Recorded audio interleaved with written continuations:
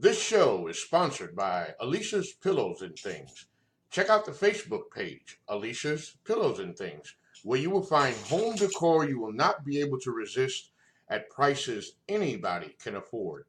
Check out the pillows and stools of your favorite sports teams. Maybe you want a set of your kid's favorite cartoon or movie character. You can also get full body and neck pillows as well. Log on to ngscsports.com and go to the Alicia's Pillows and Things tab on the homepage to complete your order. It makes a great gift for Christmas at an affordable price. NGSC Sports. We never stop. You're listening to NGSC Sports Radio. Hear us live on ngscsports.com, where you can get awesome analysis for all things sport. Or check out our podcasts on iHeartRadio, Spreaker, iTunes, TuneIn, and much more. For our latest videos, head to NGSC Sports YouTube channel. Follow us on Twitter at NGSC Sports and like us on Facebook. NGSC Sports. We never stop.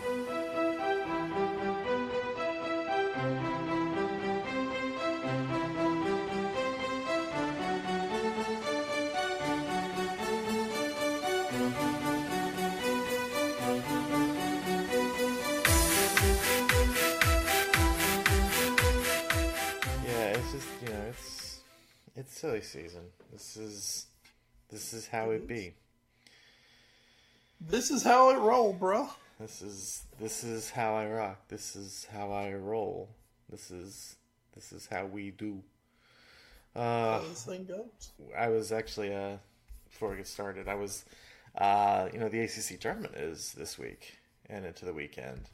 And of course, without fail, this will be the hottest weekend of the year because Jesus God, you're not kidding. That's just how it is. Like Jackie and I were like, hey, it's Memorial Day weekend. Maybe we go check out the ACC baseball tournament. Like maybe we go on Saturday, because they're playing the semifinals, catch two games. That'd be fun.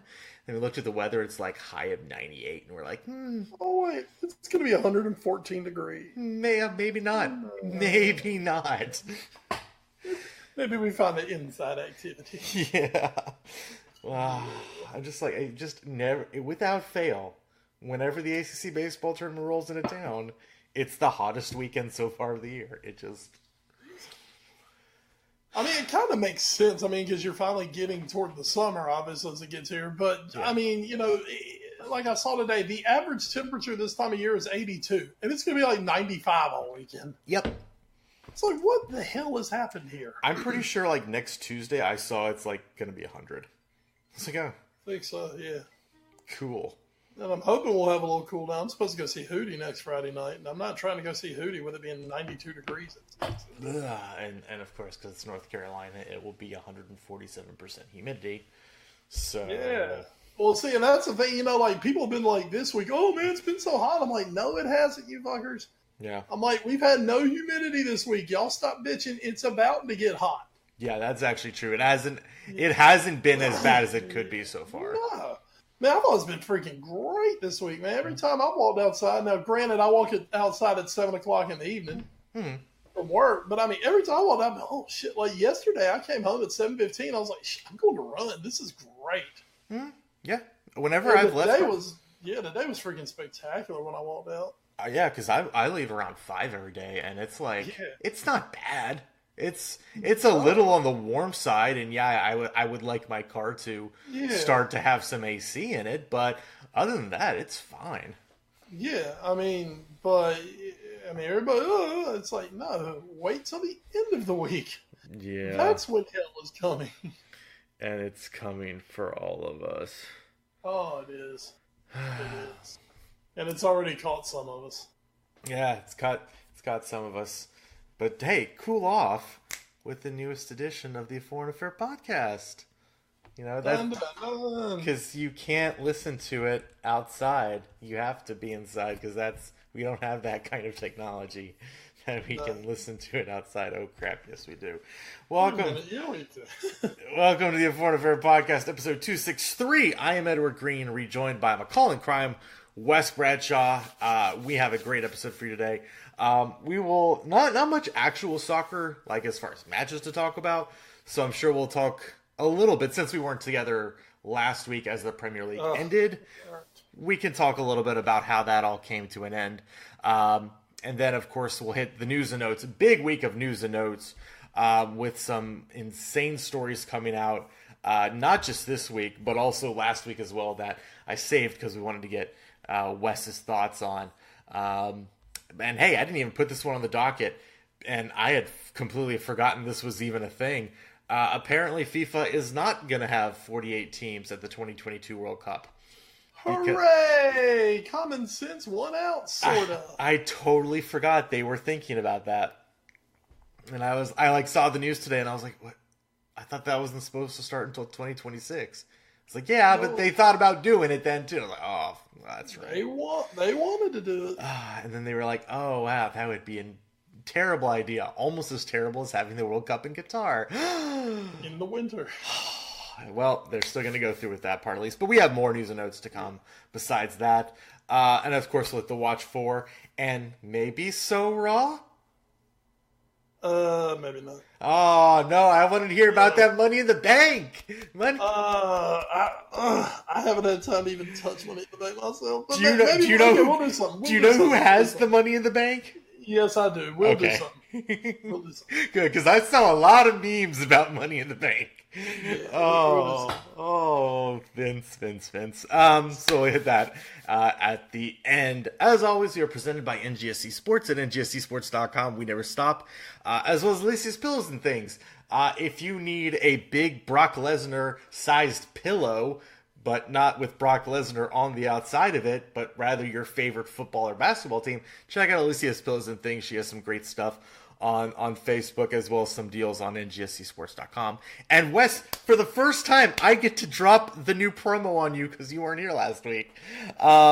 So Wes, I gotta ask, do you have Roku TV? Shut up, it doesn't matter. 30 million others do. To get it, visit Roku.com, or you can pick up the remote at Best Buy and others. If you have or get Roku TV, search The Ultimate Sports Channel for free sports programming. Here's where you can find them. The website is esgsportsgroup.com. You can find them on Twitter at Nasha_sports. Facebook is also Nasha Sports, as well as LinkedIn, Pinterest, and Instagram. And on YouTube, you can find them via Mark Heatherman. That's the Ultimate Sports Channel on Roku TV. Thanks, Ultimate Sports Channel. Woo! See, this is what happens when you give me a reader. I don't have to make up a bunch of shit. Like Brock Lesnar body pillows. Oh, Jesus God. If those are there, I want them. Yeah, me too. Brock. Anyway. So let's jump from one trash fire to another. The end of the Premier League season. We talked about it last week. Obviously for Manchester United, it was a bit of a trash fire, losing to Cardiff 2-0, the best kind of trash fire. Man, I'm so glad they gave Solskjaer that contract extension in the middle of the season. That was great. But of course, we also have to talk about Manchester City winning the title at 98 points, Liverpool falling 1 point short at 97, Chelsea finishing third, Tottenham finishing fourth. So those will be your Champions League teams. Arsenal could join them if they win the Europa League in about a week's time. They finished fifth, and Manchester United finished back in sixth, we'll say. And due to the FA Cup, I guess we could decide to talk about it. FA Cup, Manchester City destroyed Watford 6-0. Raheem Sterling almost had a hat trick, but they gave one of the goals to Jesus, so he didn't actually get a hat trick. It was really close early. Yeah. Until City scored, it was really close. Yeah, it was close for the first 20-some minutes, and then it wasn't. So we can roll that into our talk about City a little bit in the Premier League, because City does pull off what is a historic treble, I believe for the first time since the early 1900s. A team pulls off the treble. I don't remember the team. It's on the tip of my tongue. It starts with a B.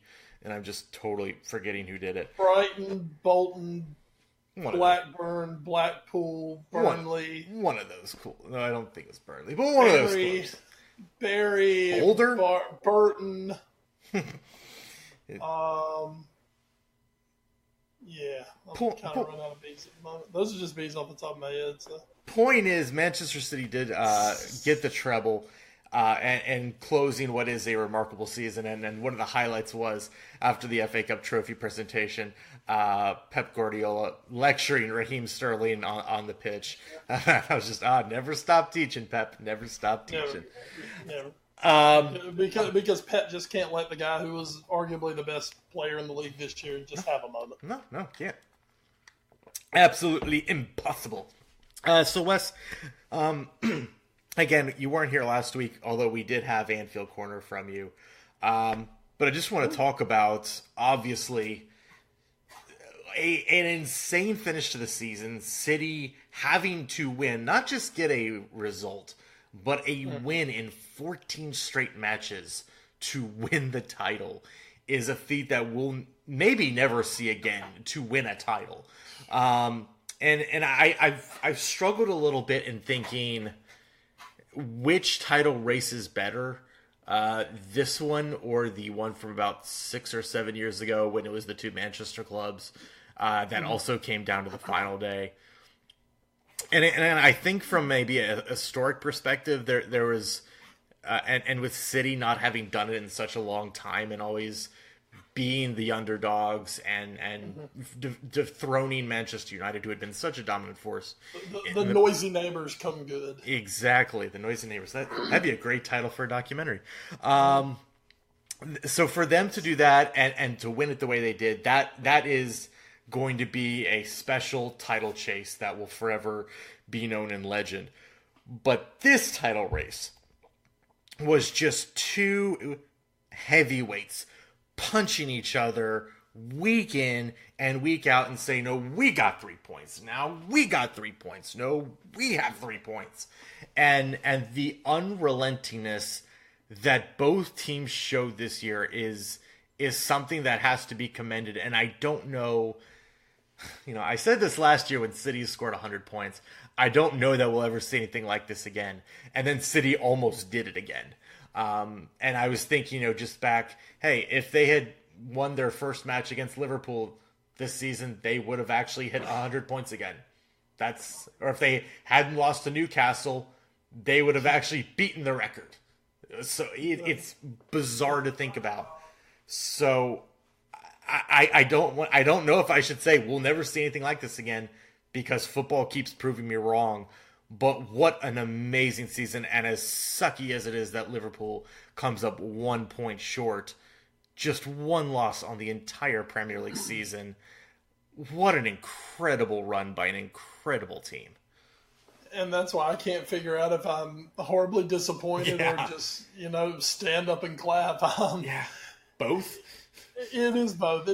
I mean, in the past, let's put it this way, some of the narratives that have been associated to Pep Guardiola, some of them completely shown through this year. The overthinking of the Champions League. The fact that once again he's, lecturing Raheem Sterling after winning a treble, whatever. But some of those other narratives that we've talked about in the past and that we agreed with have kind of fallen to the side. We'd always said, well, Pep's always wanted in a runaway. He's never had any real pressure to have to win the title. I mean, this year the pressure was absolutely insane. They had to win 14 straight. I mean, no room for a slip up, no room for a draw. A draw, they lose. A draw, they finish second. The treble's dead. They lose the title. They had to win 14 consecutive matches. And that's why at the end of the day, all I can do as a Liverpool fan is just stand up and say, good job, City. Yeah. You earned it. You earned it 101%. Liverpool didn't lose this title. No. 97 freaking points.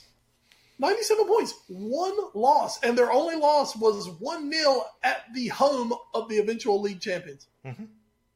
Only loss on the season. I mean, Liverpool just threw one of the most incredible Premier League seasons obviously in history. One of the greatest seasons in English football. They just threw it out. And Manchester City just did them 1 point better. Yeah. City, the difference came down to, even though a few more losses, City were able to turn some of those draws into wins. And this has kind of been the hallmark of some Liverpool things in the past. Just a few draws where, maybe they should have won matches. You feel they should have won matches. The 0-0 at Old Trafford, when it was right there for the taking. The draw at home with Leicester where it was there for the taking, and somehow it was one of those days where the ball wouldn't go in the back of the net for us. And I mean, that was the fine line. That was the fine line that did it. Yeah, and I think one of the other remarkable things about this City season is, and I know we've kind of talked about this a little bit, and because this is the first time since the United clubs in, I think, 08-09 and then the 09-10 season, 09-10 season, that a Premier League team has gone back-to-back in the league for the title. There's something we've talked about, how tough it is to do it back-to-back years. There's something we've talked about before with Bill Simmons, where he talked about, granted in basketball, but the disease of more, where after you win a title, it's so hard to get that same group of guys to buy back in to making that push again the following year. Say what you want, we're seeing it a little bit almost with the Boston Red Sox a little bit this year. Not that there's attitude issues, but just that it's so hard to replicate that. And for Manchester City to have the highest point total ever in the Premier League, and to come out and not, because last year was kind of a coast. This year, to put up a nearly identical point total while being chased down the entire way by a team equal to the task is mind-blowing. How he got them to do that. And we like to rip on Pep a lot. And, we just did again with the whole Raheem Sterling thing. But that is one of the great managerial jobs I've seen in the Premier League. That was, the last year was great. They got to 100 points, but there was very little pressure the last 2.5 months. You could almost argue the last half of the season almost. Well, the pressure was just against themselves to hit the mark. It wasn't anyone chasing them. Right. But here, to do that with Liverpool wanting this title so bad, having never won the Premier League, in air quotes, title, obviously they've won top flight football before, just never the quote unquote Premier League title. With that pushing them on to get this group together. Well, now, what is a very talented and expensive group, let's not forget. But to get that group to buy in for a second straight year and have this kind of a season is remarkable to me.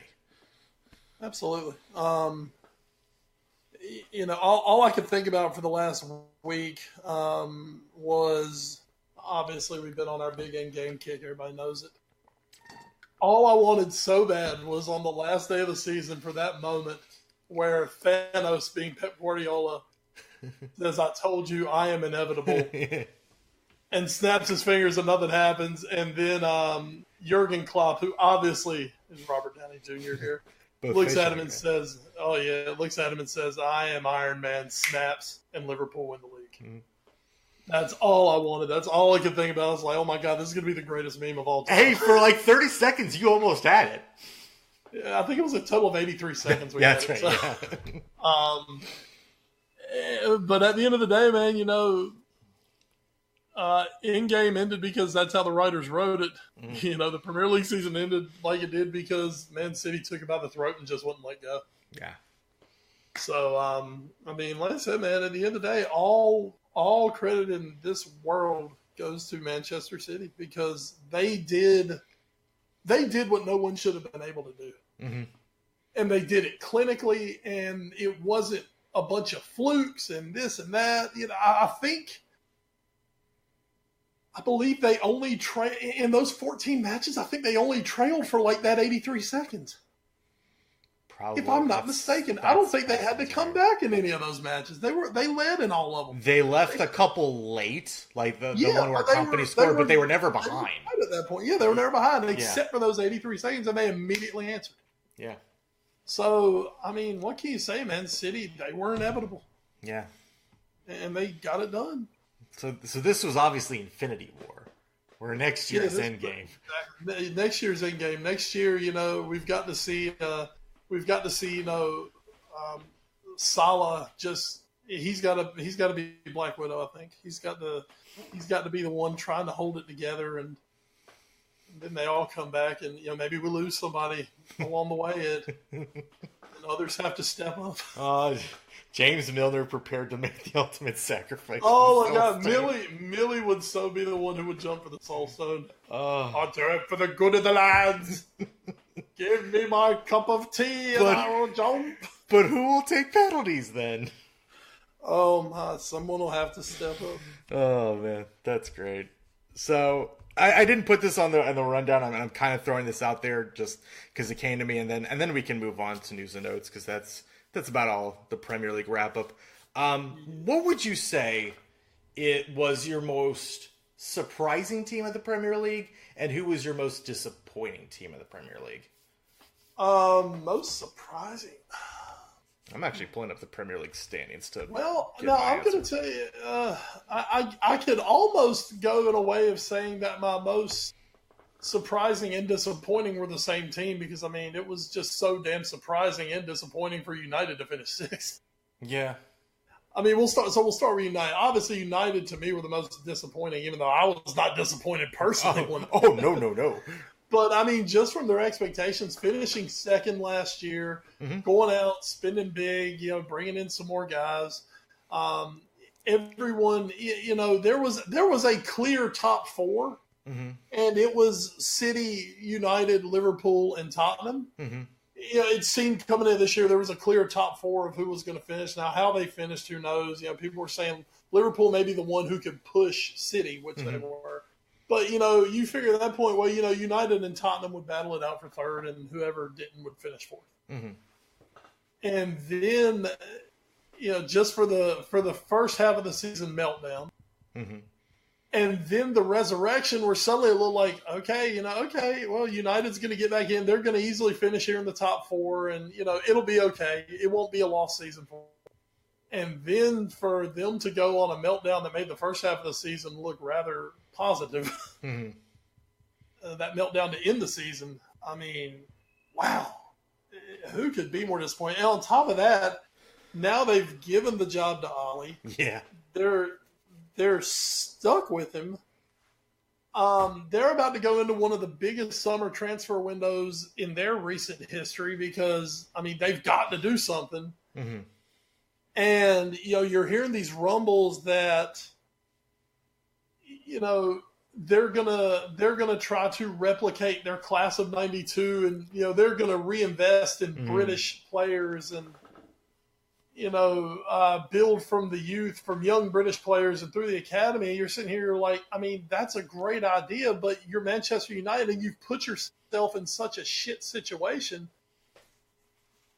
And on top of that, now apparently Ollie has offered the captaincy to Pogba. It's like, wait a minute, what is going on here? Delicious. So,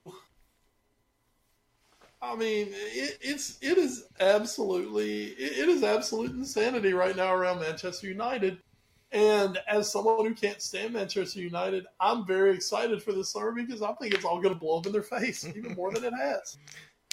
And the way that City and Liverpool have put their squads together and are continuing to, the core that Tottenham has, Tottenham are kind of sitting there like, where's this going to go right now? There are a lot of questions around Tottenham, even going into the final here.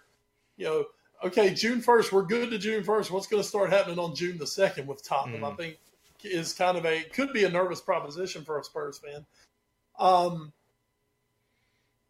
But, I would still feel more positive at Tottenham than I do at United right now. For United, where the hell are you? Yeah.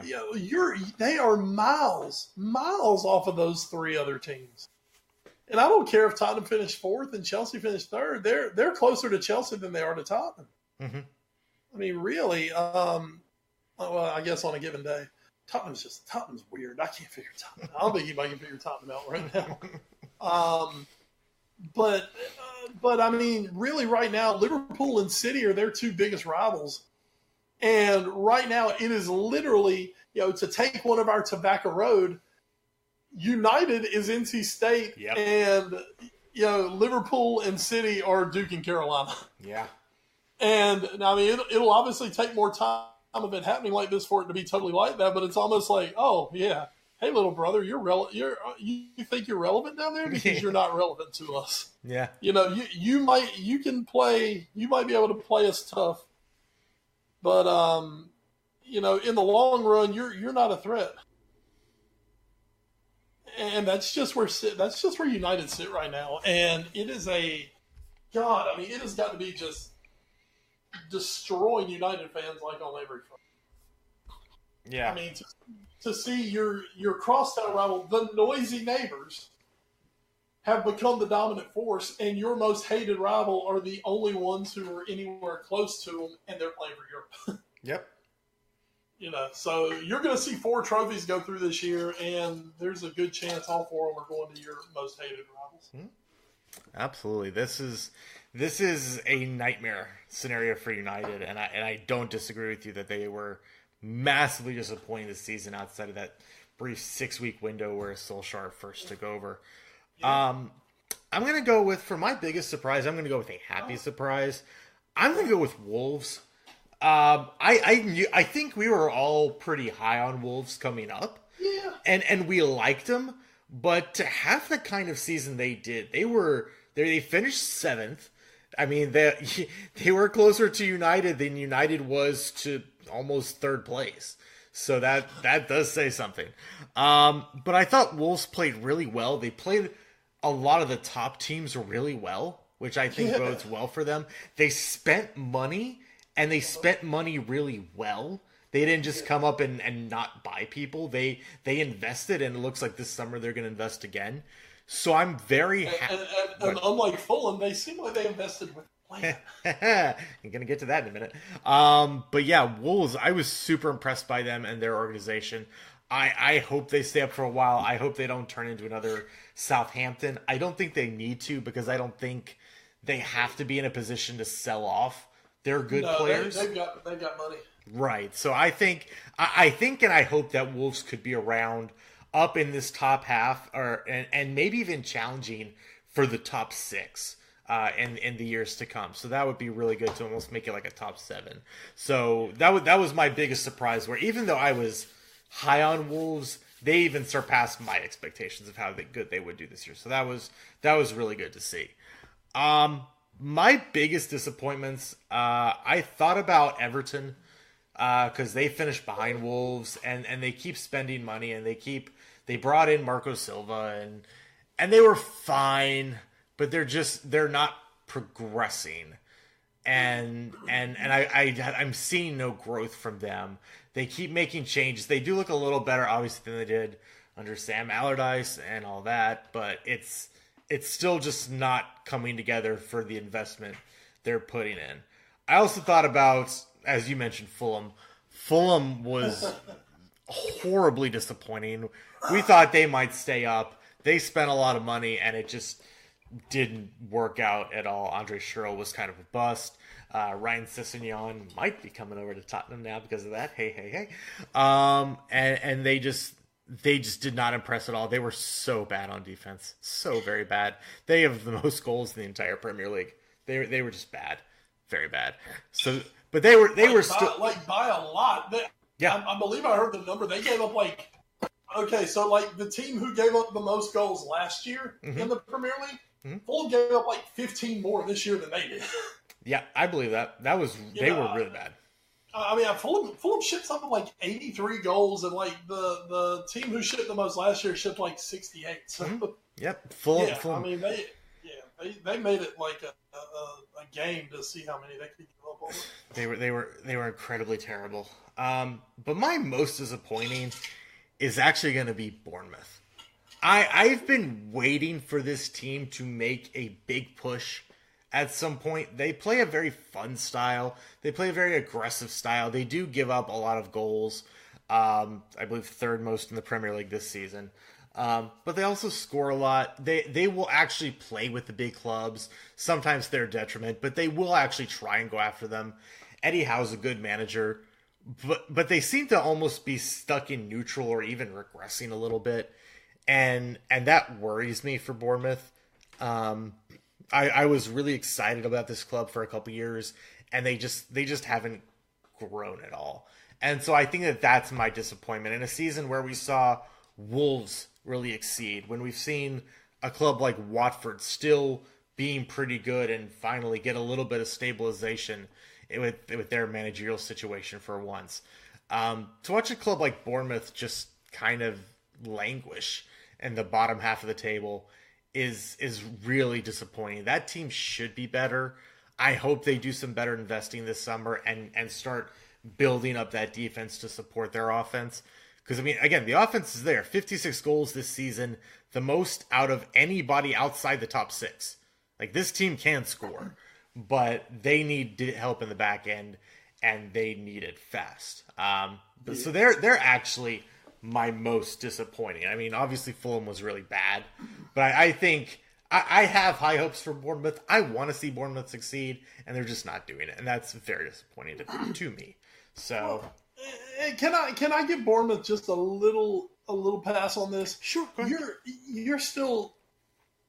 I think we've gotten used to Bournemouth like being that team that's about to explode, or that we feel is. Mm-hmm. I mean, this is still a team who I think right now for Bournemouth, as much as they want to aim higher, the fact that as small a club as they are, the fact that they're staying up consistently in the Premier League, Mm-hmm. I think every year that just kind of builds and builds and builds and kind of gives them a little more of that base. Okay. And one thing for Bournemouth that I will give them is, they're showing some ambition. I mean, they're not spending £40 million for players. Mm-hmm. They don't have that. But, they do look like they're trying to build a good young base, a good young core, Mm-hmm. where, I think we want to see Bournemouth maybe challenge for a top 6 spot. I don't know if that's Bournemouth. I don't know if that's ever going to be Bournemouth. Yeah. But, I mean, if Bournemouth turns into a team that finishes in the 11-7 range every year. Yeah. I mean, to me, I think that's big time. I would like to, and that's where I'd like to see them, because I think 17, 16, 15, finish this year in 14th. And just, again, I want to see that defense get better. They're so fun offensively, and they score so many goals, and it's so exciting, because on any given day, they can just score 3 on one of the big 6 and play with them, and it's so much fun. And I want to see them play some semblance of defense to go with it.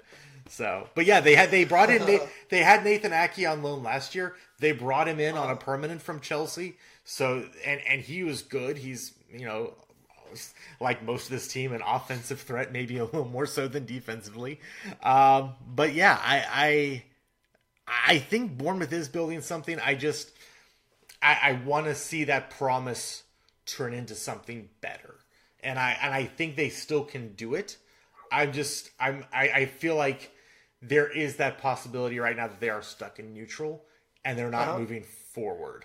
And I want to see them keep moving forward, even if it's just a little bit. Like get to that 10th spot. Get to there. I'm not asking you to break into the top 6, but just get up to like 10th. And we'll start to, and we'll be okay, Bournemouth. So I still love you guys. I'm still up the cherries, but I just want to see you guys do a little bit better. But that is mine, and that will do it for our Premier League talk. Of course, at some point this summer, hopefully before the start of the next Premier League season, we'll do our grades. So we'll have see you at the end of July. Yeah, exactly. We kind of have a shtick here, and that's probably one of our greatest shticks. Oh, it is. It takes a lot of time to do those grades. Even though I already have City's grade in my head. I know what I'm giving City. That'll be an interesting podcast. So let's hit the news and notes. First story, and again, this is one of the first two where there's a holdover from last week, and this was a big one. This coming from Daily Mail. Paul Pogba's move away from Manchester United in doubt after agent Mino Raiola is handed worldwide transfer ban by FIFA. Raiola, who is also, of course, an agent to the great Zlatan, and is mentioned a lot in his book. That's how we know him. Is an agent to a lot of people, but FIFA, because now they're getting all big and bold, has decided to send out a worldwide transfer ban. And initially it was just for the Italian FA, but now it's over the entire world. And so basically, he basically can't do business for, I think, at least for 3 months, as well as I think his brother Vincenzo Raiola for a period of 2 months. So this is, of course, one of those things where now he can't do any business for basically the entire transfer window. Because so let's say the rest of May, June, July is like 2 months. So maybe August. Now, granted, the Premier League transfer window will still close at the beginning of the season, so not a lot he'll be able to do there. This is one of those things where he controls so many players that this could be a big deal. Now, it could also be where, much like when a manager gets sent to the stands in a Premier League match, and there's absolutely no way that manager can talk to his assistants and make sure the right moves still get made on the pitch. Absolutely no way that happens, of course. I'm sure there's no way Raiola can get around this, but he did add, "I will seek justice against this injustice." Sure.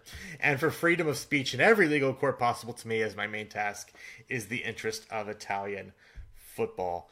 But of course, the big part about this is Raiola is attached to Pogba. Pogba, even though, as Wes mentioned earlier, has been given the captaincy potentially at Manchester United as bait for him to stay, it does look like he might be on his way out.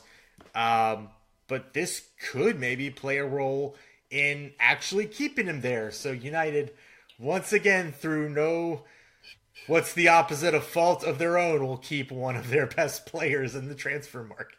I mean, to me, it just seems like, if you have to, bribe the guy to stay by saying, okay, look, we're going to make you, you're going to be the shining example for the rest of our squad. I mean, oh my God, this is just, this just has so much potential to completely blow up in their face. I mean, I run out of words for United sometimes. That's all I can say. I run out of words for United. Yeah, so we're gonna have to see how that happens. Raiola also has as a client Matthias de Ligt, who was looking to go to Barcelona. That might also not happen now. Again, we'll have to see just how much of a effect this ban has. We don't know. And again, I'm sure there are other people who can get the job done in Raiola's name. So we'll see how much teeth this has. But again, this would run until August 9th, which is the day after the Premier League transfer window closes. So this could play a role. If Pogba doesn't leave, this could be a potential reason why, if Raiola isn't able to grease the wheels, as sometimes needs to be done, to get a deal through. So we'll have to keep our eyes on that. Also, talking about deals and some bans being handed down. So this comes from the New York Times. UEFA investigators set to seek Manchester City's ban from the Champions League. And this is back to, we've been talking about it for months. The financial fair play regulations, and what have Wes and I always said, at some point FIFA you have to do, or UEFA, you have to do something or your rules are meaningless. And it looks like there is a chance that they might finally do something. UEFA is going to look to get Manchester City banned. City has put out a club statement that said they're in full cooperation with the ongoing investigation, but that's they still don't believe that they've done anything wrong. UEFA almost seems like, and the details are very long, and we've kind of been over this before, but it almost seems like right now what City's actually getting in trouble is less the crime and more the cover-up. That they didn't actually provide all the necessary documents and evidence to UEFA during the investigation. That's what's really getting them in trouble. It's also come out that because I believe we're only about a month out from the first set of qualifiers starting for next year's Champions League, if this did go into effect, it wouldn't go into effect until the next Champions League season, so the 2021 season. But still, Wes, this would be... I mean, City fans already think UEFA's out to get them. If they knock them out of the Champions League for a year, the fallout of this could be devastating. And if something, and I hate to say it, because I don't want to see it, but if something could push towards a Europa Super League, this could be something that does it. Ugh. It's gross. Feel icky. Well, and here's my thing, man. I personally, I don't want to see City out of the Champions League. Because, truly, I want to see the best teams in the Champions League. Mm-hmm. And City obviously are European elite at this point. I love the story that they can't get past it. I mean, it's like, I don't want PSG to not be in the Champions League. PSG's like a great form of entertainment every year when they screw up eventually. Mm-hmm. I mean, it's fantastic. What's there to not like about it? So, I don't know, man, but I would much rather see like a transfer ban against City. Mm-hmm. That would do me much better than kick them out of the Champions League.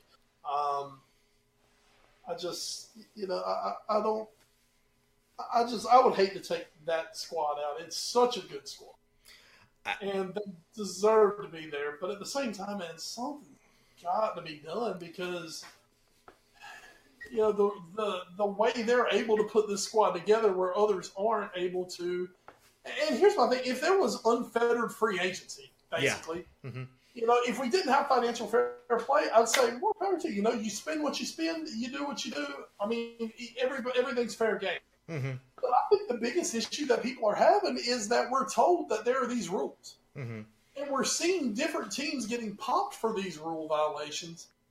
But then the teams that seem to be the most outrageous and are, the most flying in the face of these regulations are somehow getting away with it. Mm-hmm. The PSGs, the Man Cities. So I think that's where everybody's so damn pissed off about it, myself included, is, you're telling AC Milan that they can't go spend. If they don't do this, then, you're going to slap them with these bans. And here's City and PSG over here, and it's just like, oh, guys, no, don't do that, but you can do it. It's like Deadpool. Don't kill him, pull the trigger. So, I think that's where the frustration really comes in. Yeah. Is if this was a uniform, I hate to throw this out there because I don't want to see it, but a salary cap. Mm-hmm. Yeah. As much as the NFL just grates on my everlasting nerve, the NFL and the NBA, they have made the salary cap system work. Mm-hmm. I don't know if you can quite do that in soccer like they do in the NFL. God, you want to talk complete ruthless and cutthroat. Mm-hmm. But I mean, it's worked for those sports. It has given you more of a form of competitive balance. Mm-hmm. Now that said, you start talking about that and we'll go back to the Super League thing because the last thing that the Real Madrids and the Man Uniteds and the Cities and the PSGs of the world want is competitive balance. Yeah. They don't want the Leicester story to happen, be in play every year, every other year, Mm-hmm. I think everybody looks at it, oh man, that was a great story. Okay, back to the status quo. Yeah. I don't need to see it again now. I don't think that they suddenly want to see the West Broms of the world coming back up and having a real chance to win the Premier League because, they got a salary cap guru or something. Mm-hmm. So, it's such a fine line, a fine margin. And I think then the fact that you've got different federations when it comes to UEFA, especially, it's not just the Premier League. It's Spain, it's Italy, it's Germany, it's France. Because the thing is, the Premier League handicapped themselves this past year by giving themselves the early cutoff date. Mm-hmm. And if the Premier League tried to put something in like that, suddenly you're handicapping your teams in the European competition. Now, that said, we said they handicapped themselves this year, and there's 4 standing, and they're all, from England. But anyway. So, maybe this year it didn't hurt so bad, but it's just with so many federations and so many different leagues, it's impossible to get something uniform. Yeah.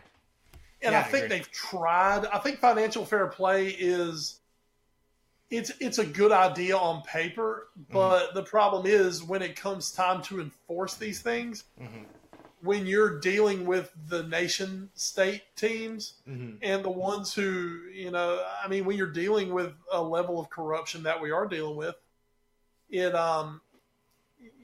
doesn't give you a lot of hope that the right thing is going to be done. Yeah, I think that's the biggest issue we've come out of this is like City and PSG have been fined before a fairly insignificant amount for breaking.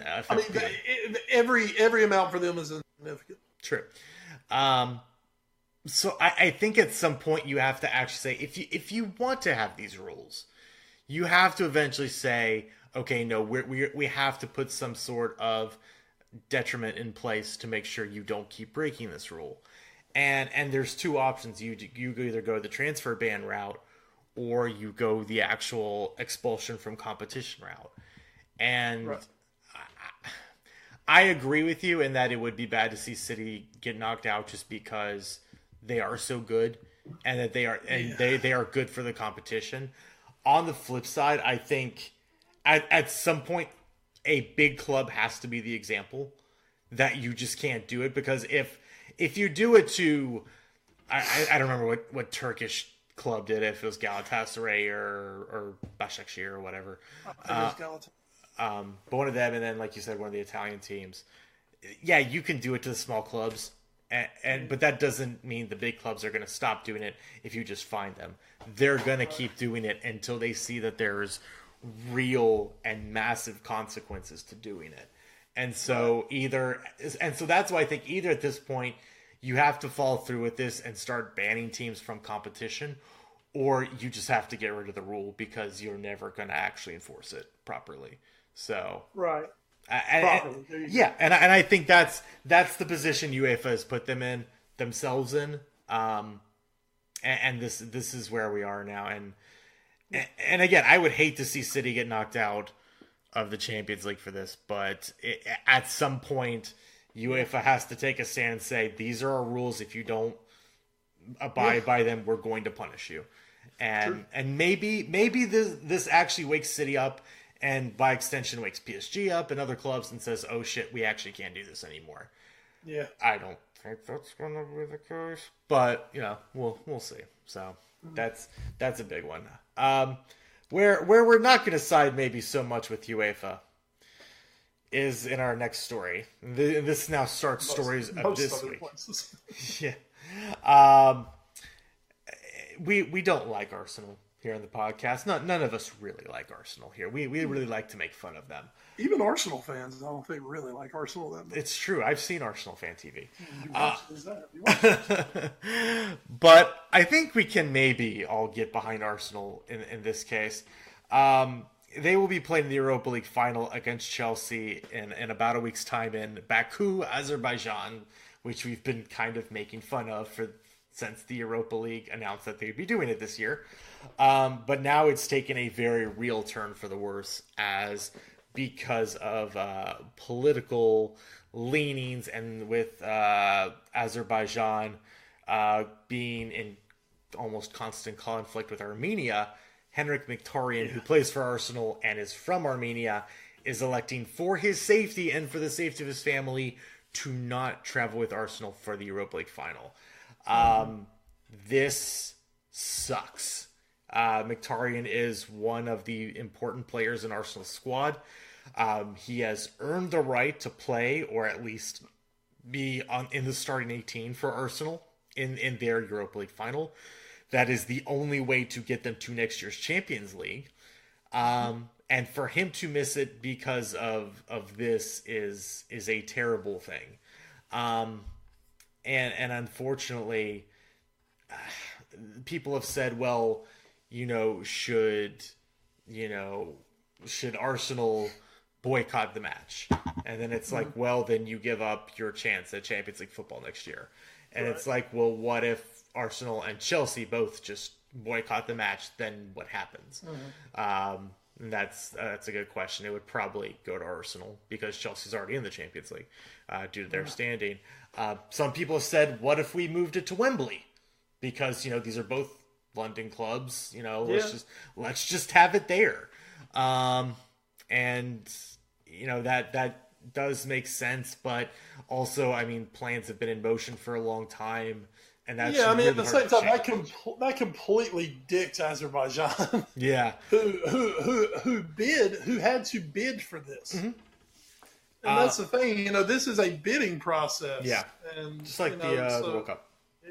So they're totally out of whatever they put in, and then not to mention that only 12,000 tickets of these 69,000 plus that go to the stadium were allocated for Chelsea and Arsenal fans combined. 6,000 per club. So that means 60. Let's do some quick maths. 69 minus 12 is 57,000 left over for other people, I guess. This is, as this CNN article puts out, UEFA's core principle on their Respect Social Responsibility campaign, which positively promotes inclusion, diversity, and accessibility in football, is everyone has the right to enjoy football no matter who you are, where you're from, or how you play. And that kind of flies in the face of that.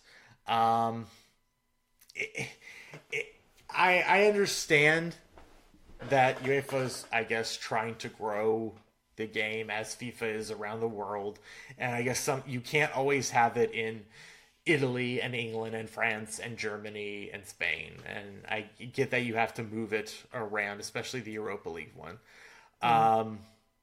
But to put it in a region that is in conflict as it is, like, I'm sure they put up a lot of money in their bid, but I feel like not that UEFA is ever big on doing the right thing, just like FIFA, because, hey, again, that World Cup in 2022 is going to Qatar.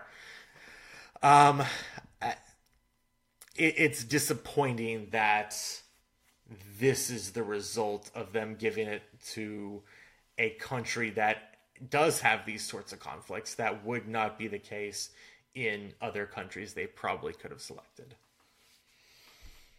Yeah. Klopp, because Klopp is Klopp. Klopp had some disparaging comments about the final being in Azerbaijan. Part of his was, how do you get there? Yeah. After Liverpool had to go to Kiev last year for the Champions League final, and if you go back and, read some fan experiences, Kiev was great once they got there. Getting there was the battle. Mm-hmm. It's very difficult to travel that way. So Klopp, kind of made his feelings known. He said, I think it's out there. I'm paraphrasing him obviously here, but he said, I think it's out there. It's a little far out there. It's not easy for the fans to get there. I just don't think it's in the best interest. Mm-hmm. And of course, the Azerbaijan FA president hit back at him and, he doesn't talk about it. And they talk about the inclusivity and all that stuff. That's like their key word here is, Mm-hmm. we want to be all inclusive. And, that's good. That's great. That's grand. But, it sounds like they have the actual facility for Mm-hmm. it. But, where's the infrastructure, man? Yeah. It is brutal to get to. I don't think there's a direct flight from London. I doubt it. I don't believe there's a direct flight from London. God, it's London. How can you not get a direct flight to anywhere from London? So it is going to be very difficult to get there. The ticketing thing is, God almighty, you want to talk about a joke. So that means those other 57,000? Mm-hmm. Those go to, sponsors Oh, yeah. and freebies and I guess some general admission. But, I mean, how many people are dying to go to Azerbaijan? Not many.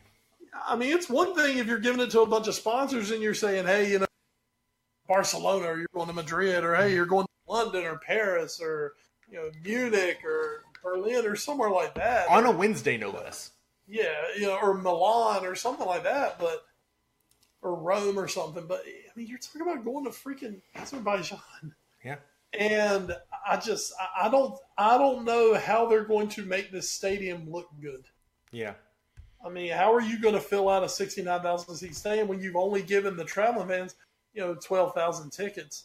And then, you know, I think the Azerbaijani FA guy said, well, you know, the real fans will get there. They'll get here and they'll be blah, blah. It's like, well, you know, Chelsea and Arsenal have plenty of real fans. Mm. But apparently only 6,000 of each can go. You know, you don't think that they would get a hell of a lot more of those tickets? Because they would.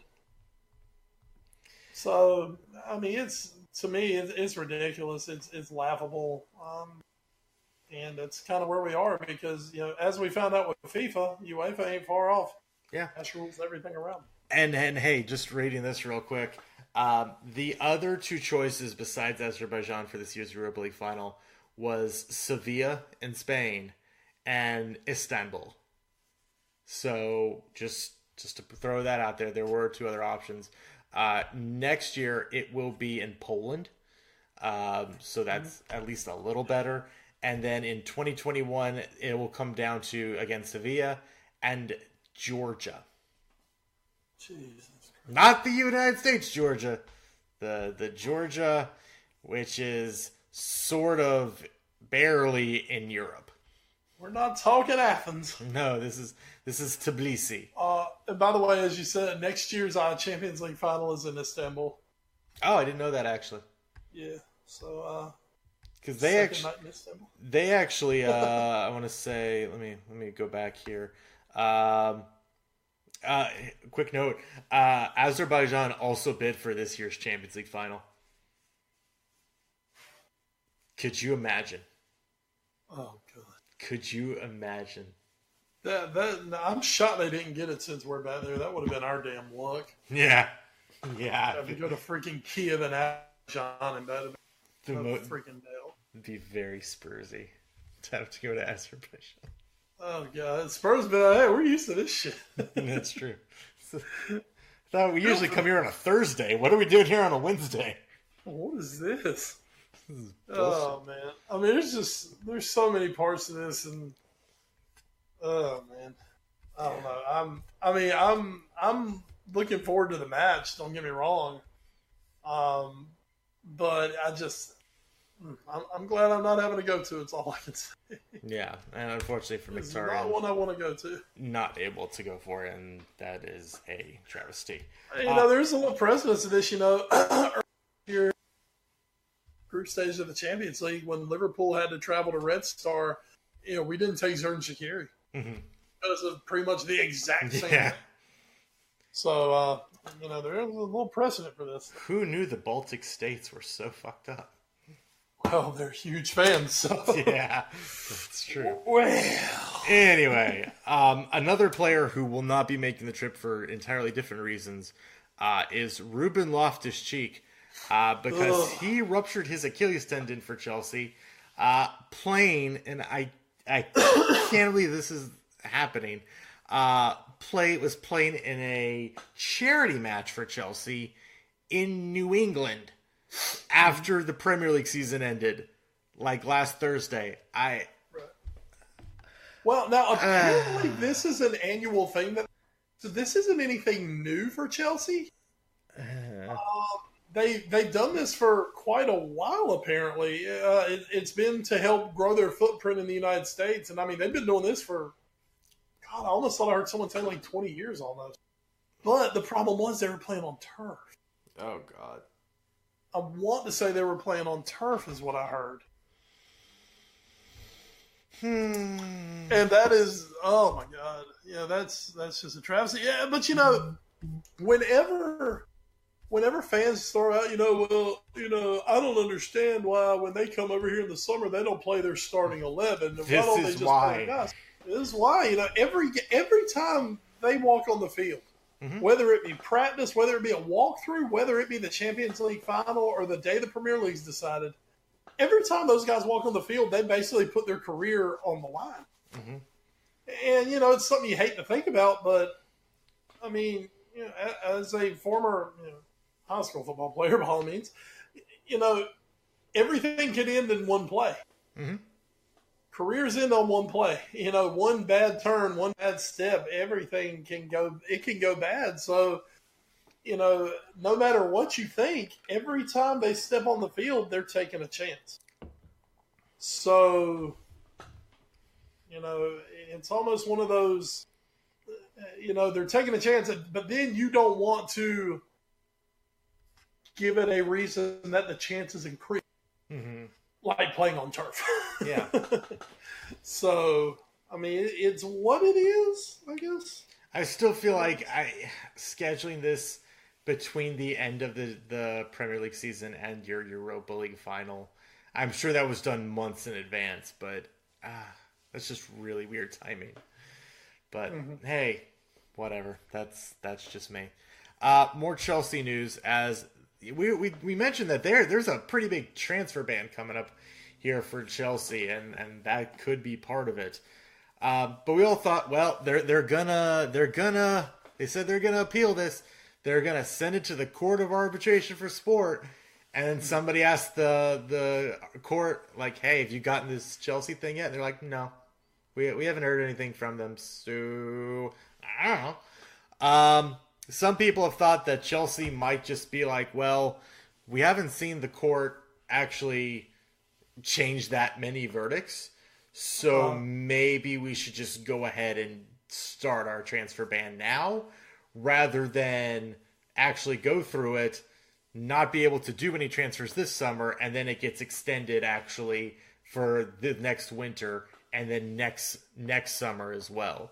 So in that case, it looks like this Chelsea ban will be here to stay, which then when you hear the reports that, hey, maybe Maurizio Sarri is out the door, which would be kind of insane, but might happen, and that they might still have to replace Eden Hazard.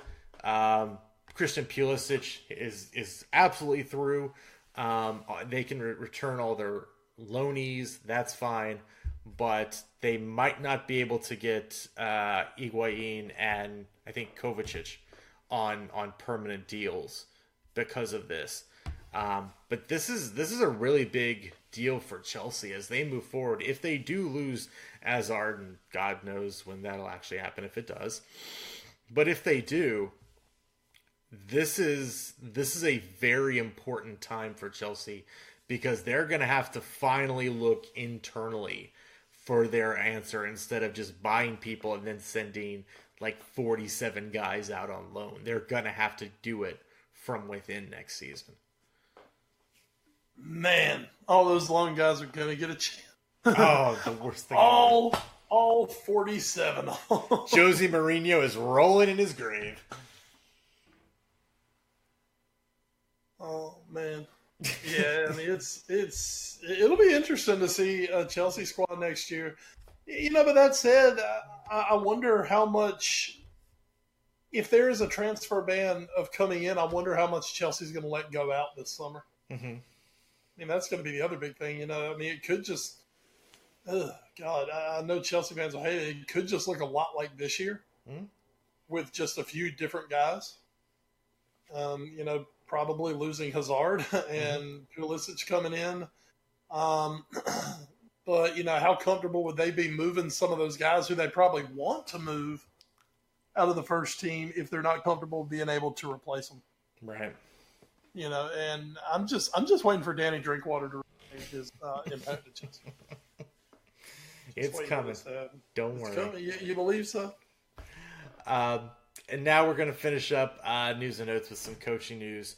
A couple different stories.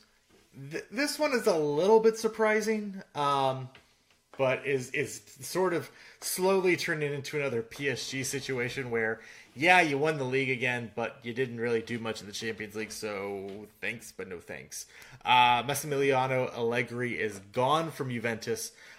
He will not be retained after his 5th season at the helm of the Italian Giants. He's won his 5th straight league title. I believe they also won the Italian Cup. Oh, no, they didn't. No, they didn't. They actually got knocked out by Atalanta in an earlier round. Good on Atalanta. Can't wait to see them in the Champions League next year. Oh yeah, they had a great year. But this is one of those things where they lost to Ajax in the round of 8, and there hasn't they made one final, I believe, under him, maybe 2. No, was he around for that first final against Barcelona?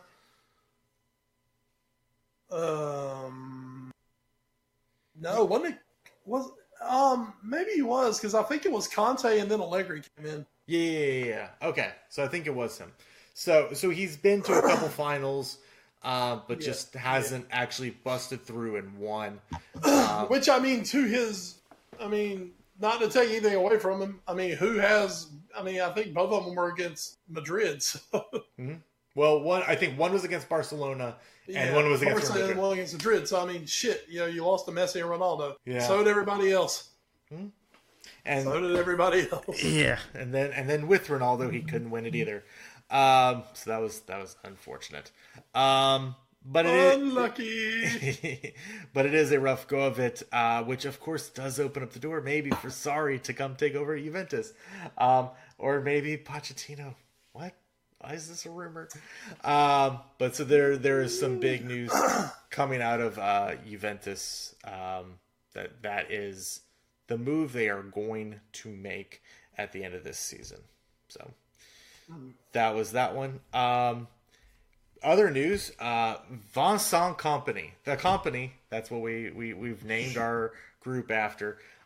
He will be leaving Manchester City after, I believe, winning 10 trophies with the club, and just having an amazing career from them, even though the last parts there have been woefully plagued by injuries and somewhat ineffectiveness. But then again, he did also have that amazing goal against Leicester, which helped them win the Premier League.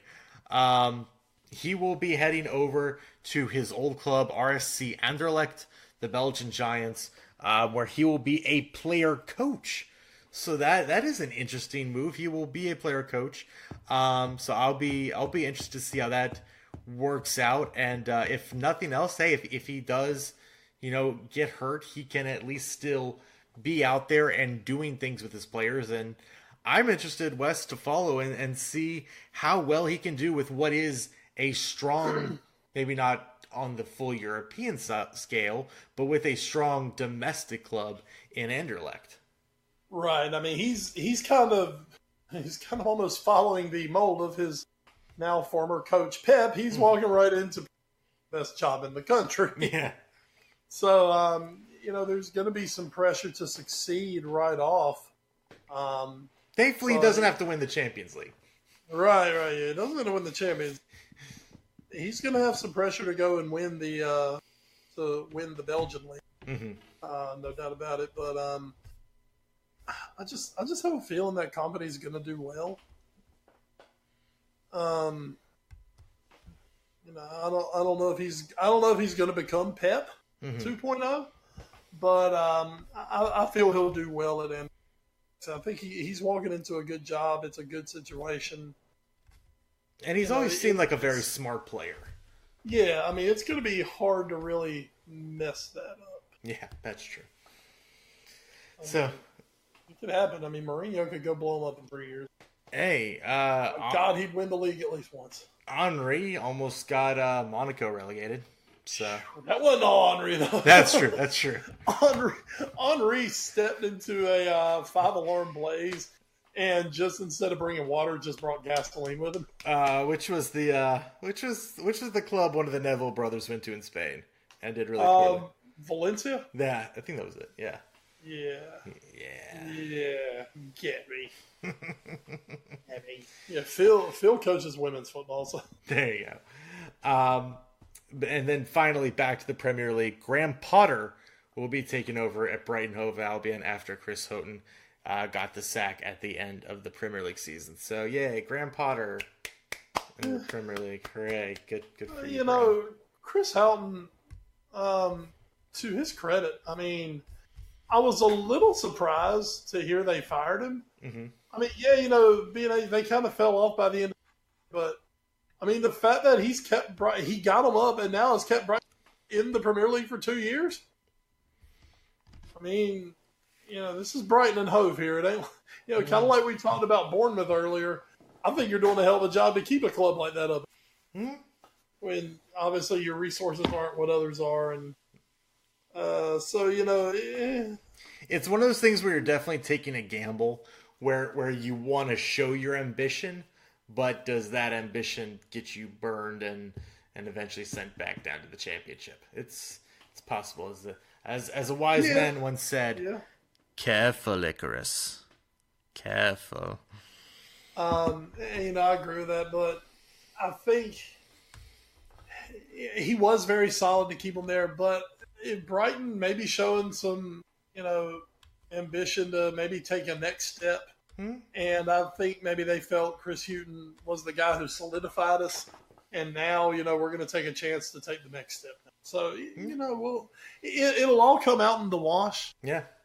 At the end of the day for them, and you know, we'll see after the next, the right call or the wrong call. Oh yeah, we will know by the end of next year. We will know. I mean, if he finishes anywhere but 3 other places, you know, maybe a bad call. Or those 3. Just don't get relegated. So that'll do it for news and notes. Let's hit the watch for. Wes, what are you watching in the week that was or the week that will be? Brother, I've not had much TV time this week, unfortunately. I'm still slowly working my way through season 6 of Justified. Nothing really to report there.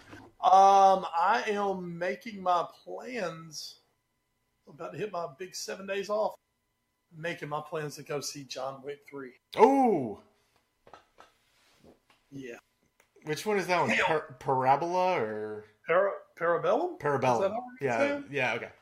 Is that how we're gonna say it? Okay. I mean, it's John Wick 3. That's all I need to say, because John Wick and John Wick 2 are just the shit. I still haven't seen 2 yet, but one was amazing. 1 was amazing. 2 wasn't as amazing as 1, story base wise, but 2 was still really good. And I've heard 3. I've heard 3 is actually better story wise than 2. So I've heard 3 is actually a little closer to 1. And not to be a spoiler, but it sounds like there's also going to be a 4. Yep. So yeah. Keep that money train rolling, baby. Hell yeah. And I will totally go see John Wick. So, John Wick is my boy. He's all our boys. That's the one I'm definitely looking forward to. Other than that, I've continued earlier this evening before we recorded. I've continued the tour through the Marvel movies with my parents in tow. As tonight we did Iron Man 2. Oh boy! Which, you know, Mickey Rourke was a pretty good bad guy, actually. That was our first introduction to Natasha Romanoff. Ah, Natasha. So you know, she was Natalie Romowski or something like that. I can't remember exactly what her name was. Can I have one? No. No. Yeah, I mean, she was. By the way, she was freaking great. Yes. In that role as like the undercover assistant. So, you know, it was good. I'm really enjoying Gold, especially now knowing the ending, knowing all the little to look for, and especially with Tony Stark, just seeing the, you know, I've seen the evolution of his character, but now I'm going back to, God, he was a fucking douchebag. Yeah. Yeah, he's especially in this one. He goes through some like alcohol problems in this one. Well, and especially like even my dad acceptive of people when it comes to movies. But when this started, he kind of made a comment that I had to think about for a minute. He said, "So at the end of the first one, why did he tell everybody that he was Iron Man?" And I kind of thought about it. So I was like, because he's like the world's biggest egomaniac, and he couldn't stand people not knowing that he was saving the world. Yeah. I'm like, now that I really sit and think about it for a second, that was the entire reason, because he couldn't stand someone else taking the credit for him. Mm-hmm. And once again, we're seeing that here in Iron Man 2, where, you know, at the end of it, Nick Fury is talking about the Avenger Project, and it's, we want Iron Man, but we don't want Tony Stark. And he's, you know, he takes such offense to that, and he's like, whatever. Mm-hmm. And it's like he can't stand the fact that he's just not getting the credit for it. Right. And then once again, now when I know how it all is, it's like, God, he came so far. It's a character arc. It is a character arc that is almost as good as anything. I still love somebody put out the picture. They showed the lines from the Avengers where I think something like Cap says to Tony, he's like, "You're just a man in a suit who's not gonna lay his life on the line. He's not gonna be the one that climbs onto the grenade and make that kind of play." Right. And Tony goes, "Well, everything you are came from a bottle." And then you see Cap lifting Thor's hammer and Tony doing the "I am Iron Man" snap. And it's like, wow. We came a long way, baby. Yep. Big stuff. So I mean, it's really fun going back and watching. Yeah. Boom, Red Sox 1-13. Hell yeah. Hell yeah. After we blew another fucking 4-run. It's fine. We won. But yeah, so that's kind of what I'm watching, you know. John Wick, and because nothing else ever touches it, just going back through Marvel. There you go.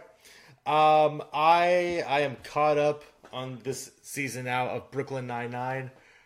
Oh, what an end. Not me. Still get to go back and watch it all today. That is, that Suicide Squad. That is fun. That is fun. That, not the Suicide Squad I was expecting, but, once the group was revealed, I was like, ooh, this is gonna be fun. Not to spoil for me, is there any chance I see Hitchcock or Scully in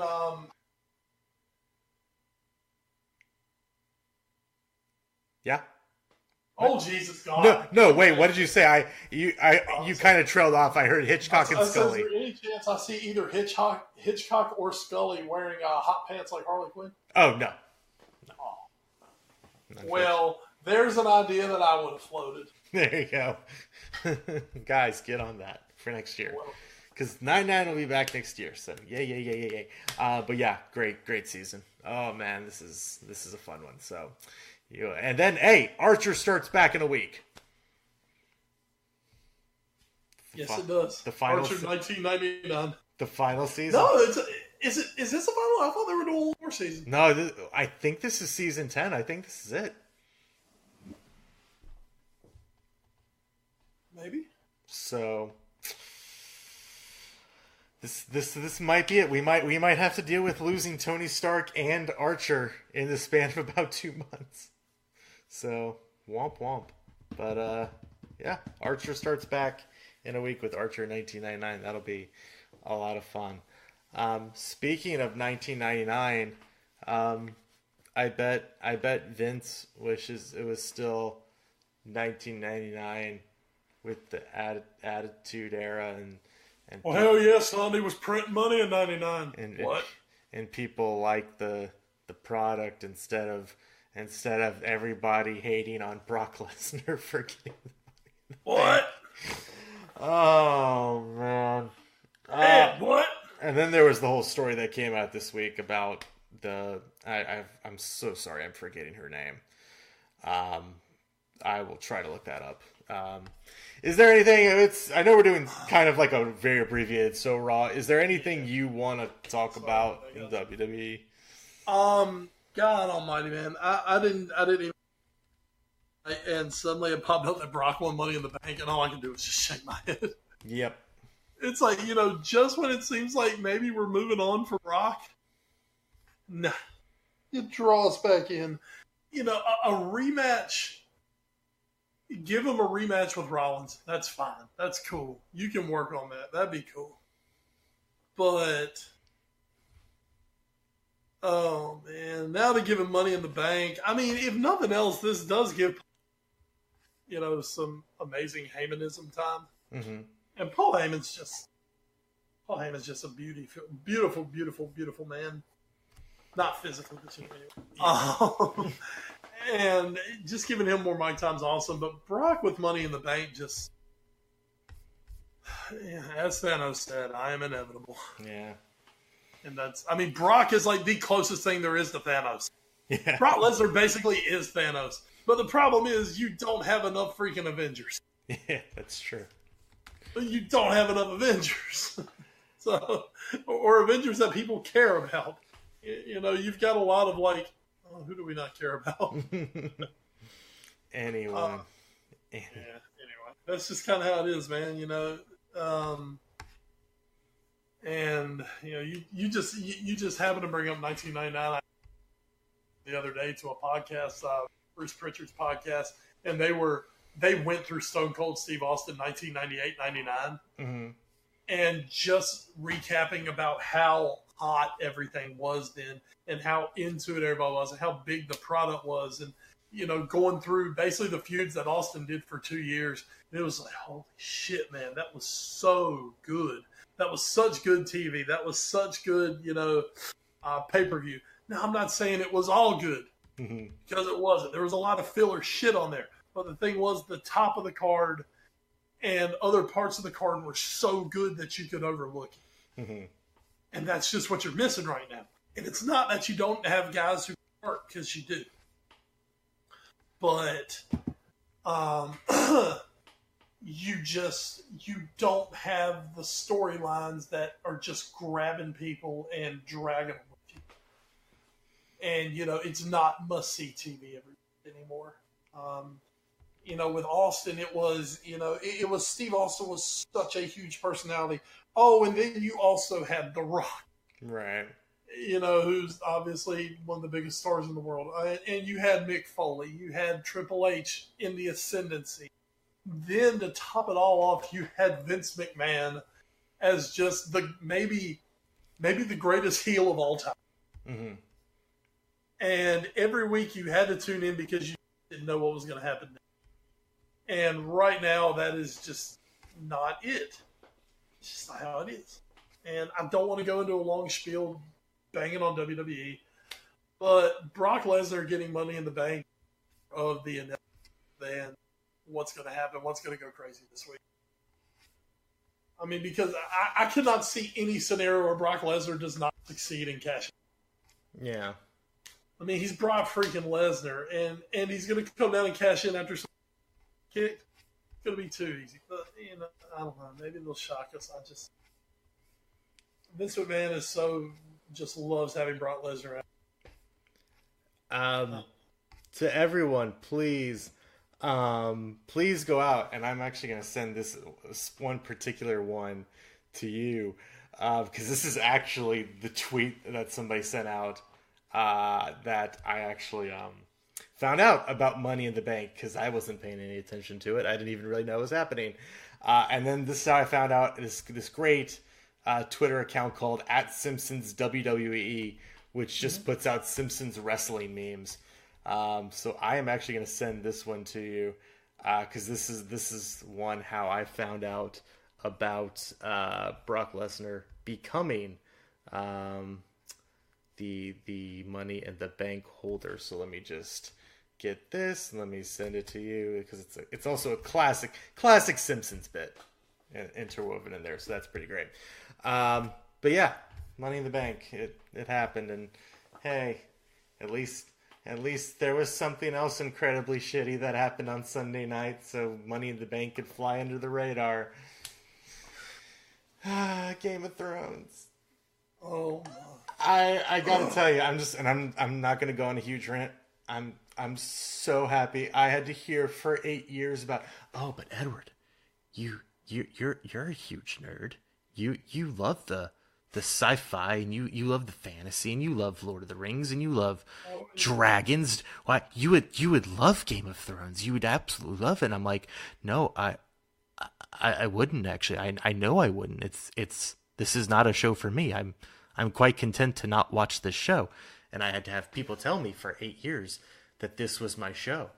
And to see it, what has been now termed an omni shambles and a giga fail at the end here. No one has ever failed this hard at the finish line, and I'm drinking it in like the most delicious stream of tears of people crying about this show, and I'm so happy. I'm just injecting their pain right into my veins like heroin. It makes me feel so good, so happy, and so alive to hear people complain about this show. I love it. It's so great. Well, the thing is, from everything I've heard, like you said, what was it, 8 seasons? Yeah, 8 seasons. Apparently, like the first 7 seasons are just fantastic. I've heard 7 is okay. First 6 are like really good. 7 is fine, but you can start maybe seeing some cracks, and then 8 just shits the bed. Yeah, I mean, apparently there's like a petition that's been signed by like 3/4 of them, petitioning HBO to like re-air like the entire final season. Yep. Like, no, do not leave it like this, you assholes. Yep, it's great. Which in HBO's defense, that would be like a stroke. Mm-hmm. I mean, that would be madness. Well, you know what the big theory is, because the writer of the book series that's based on, George R. Martin, he hasn't finished the series yet. The show caught up and then passed him. So and now they had to make up their own ending. Yeah, and now he can be there. He still has 2 books left to release, and he's like, oh, so that's how you guys are reacting to this. Okay. Oh yes, this is. Now let me take these notes down, and it's like a focus test for his books. Yeah. It's like, oh yes, well this is how I'm going to do the finale in mine instead. I know what not to do now. Yes. Oh, it's beautiful. Oh, it's so delicious. I love it. It's like a 3-course meal. Every article is just no. It's great. I love it. It's something, man. I love it. So, but that'll do it here for episode 263 of the A Foreign Affair podcast. Once again, big thanks to our sponsors, NGSC Sports, Alicia's Pillows and Things, and the Ultimate Sports Channel. You can find all of them on the social medias, as well as us as a collective on Twitter. We are at AFA Pod. Wes, you are? I'm at West Bradshaw 21. I am at Edward Green. You can also check us out on Facebook, Instagram, and YouTube via our parent show, The All New Sports Show. You can also email us at allnewsportshow@gmail.com. Thanks to all our podcast providers, including Podbean.com, Stitcher, Spreaker, iHeartRadio, the TuneIn Radio app, Google Play Music, and the iTunes Music Store. We will be back next week to, I guess, recap the Europa League final and preview the Champions League final. And, nothing important in any of those things at all. So we'll see if we can find something to talk about. But yeah, we'll have that, and if anything else happens crazy in the transfer market between now and then, we'll be sure to mention that. But until then, Wes, before we get out of here, do you have anything else you'd like to add? Folks, one of me and Edward's favorite times of the year is coming up. We sort of touched on it earlier when we were talking about our good old Carolina weather here. But postseason college baseball.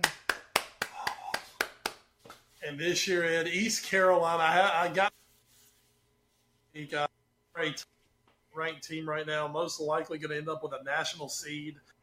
Set a record for the best ever regular season in the AAC conference, the American. Just a fantastic team. Maybe one of, if not maybe the best East Carolina team that we've ever put on the field. So I'm extremely excited this year for my Pirates. Ready for these college baseball playoffs to get going. As you see, we're seeing our conference tournaments right now. While we're doing this, we've got Mississippi State LSU on, and it's 4-2 in the bottom of the 7th. Oh God! Mississippi State's up. I mean, this is great baseball, man. And it's almost midnight. It's almost midnight. Yeah, I mean, this is fantastic. So we'll be giving you guys kind of little updates as we go along. Of course, everything ends in Omaha.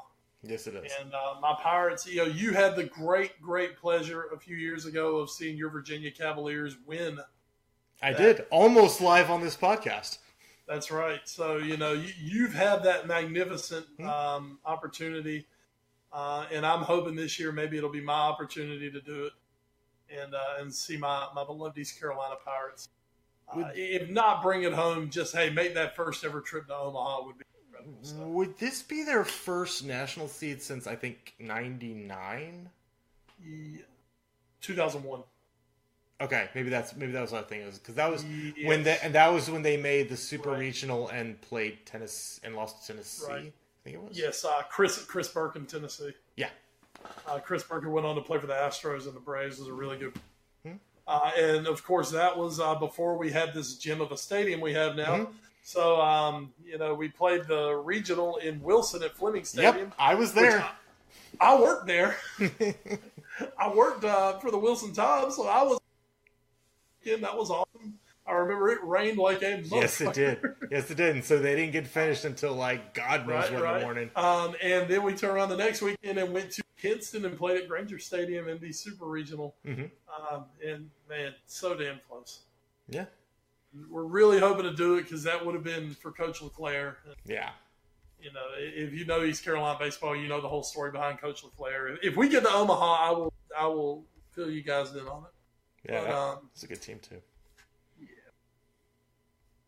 I remember that team. I knew almost every person on that team. That was so and weird. of course, the designated is now our head coach. Oh yeah, that's right. Cliff is still the head coach. Yeah, Cliff's the head coach. Yeah, Cliff has brought us back to prominence. Good old CG. Yeah. Oh, God, I wish I remember what his walk-up song was. I remember a few of them. I remember. Oh God, I could just about run down that line. Yeah. Warren Gaspar. Yep. Bryant Ward. God, Bryant Ward. Clayton McCullough. Yep. Joseph. Was it Joseph Hastings? Joe Hastings. Yep. Joe Hastings. Cliff. Sam Nairn was pitching for that group. Do you remember Foy Minton? Sort of, yeah. Foy Minton is a name that's like he didn't murder his family, but he has really done some bad shit in his life. But if we'd had Foy Minton, we might have gotten there because that would have been another ace arm for us. But golly, man, Chad Tracy. Oh Jesus! Of course, Chad Tracy was the one who had the best career out of all of them. Yeah. I knew Clayton McCullough pretty good. Clayton was a good dude. His dad was cool too. Oh yeah. Uncle Howard. So, and I have just some great stories of just how fucking insane those Rose kids were. Yeah. I mean, those guys were like medically, chemically like imbalanced in the head. They did some of the dumbest shit you'll ever hear. But buddy, you put those assholes on a baseball field, and Jesus Christ, they could play. Yeah, that was cool because I remember that team was a lot of like homegrown guys, but they also had like the California JUCOs come in. And, that was like Gaspar was a California kid. Lee Delfino. Yeah, Lee Delfino. Oh hell yeah! And I mean, I think there were like 5 or 6 Rose kids on that team. That was when Rose had the pipeline. Yeah. And of course, I mean, Jesus, those guys all played for Rose when they finished like 3rd in the country. So, I mean, they were hellacious players. Really, to this day, the one player that I wish East Carolina had gotten was Ryan Gordon. Oh, yeah. Ryan Gordon, to this day, I will say it, the best high school baseball player I ever saw. And I saw him go head-to-head with Josh Hamilton and walk down to the park saying Ryan Gordon's a better baseball player than Josh Hamilton. He just did not have, obviously, the tools of Josh Hamilton. Yeah. Yeah, he wasn't the athletic freak. And don't get me wrong, Josh Hamilton was a phenom. Ryan Gordon, still pound for pound, I think the best high school baseball player. Wow. Yeah, we've gone Greenville baseball on you guys. Yeah, that's what you wanted. To all our Balkan fans, we've gone Greenville baseball on you. Please go Google that East Carolina team. That was a nutty ass team. So, but go do that in your own time, because for now, this podcast is done. Thanks so much for joining us here on episode 263 of the Foreign Affair podcast from McCall and Crime, West Bradshaw. I am Edward Green. Thank you so much for joining us here. As always, until next time, stay safe. And, I guess you do have the Europa League final to look forward to, and the championship final at some point. Enjoy the football. Woohoo! And good night to Azerbaijan. We've hammered you enough. Yeah. Sleep tight, boys. Hey, Chelsea might be pulling for Villa to win that championship playoff, so Derby don't come up, and then they can just take Frank Lampard as their new manager. Oh, Lamps. Good old Lamps. Yeah, and he can bring JT with him. Oh, man.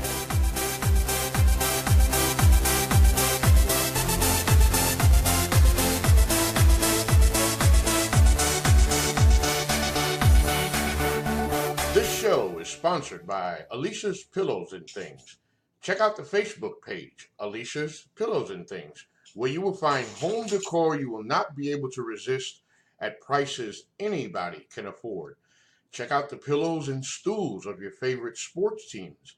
Maybe you want a set of your kid's favorite cartoon or movie character. You can also get full body and neck pillows as well. Log on to ngscsports.com and go to the Alicia's Pillows and Things tab on the homepage to complete your order. It makes a great gift for Christmas at an affordable price. NGSC Sports. We never stop. You're listening to NGSC Sports Radio. Hear us live on NGSCsports.com, where you can get awesome analysis for all things sport. Or check out our podcasts on iHeartRadio, Spreaker, iTunes, TuneIn, and much more. For our latest videos, head to NGSC Sports YouTube channel. Follow us on Twitter at NGSC Sports and like us on Facebook. NGSC Sports. We never stop.